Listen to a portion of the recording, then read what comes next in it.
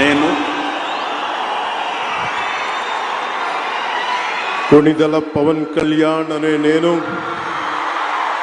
శాసనం ద్వారా నిర్మితమైన భారత రాజ్యాంగం పట్ల నిజమైన విశ్వాసం విధేయత చూపుతానని,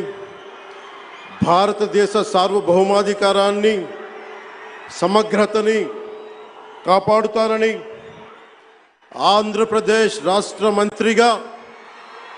నా కర్తవ్యాలను శ్రద్ధతో అంతఃకరణ శుద్ధితో నిర్వహిస్తానని, భయం గాని పక్షపాతం గాని రాగద్వేషాలు గాని లేకుండా రాజ్యాంగాన్ని శాసనాలని అనుసరించి ప్రజలందరికీ న్యాయం చేకూరుస్తానని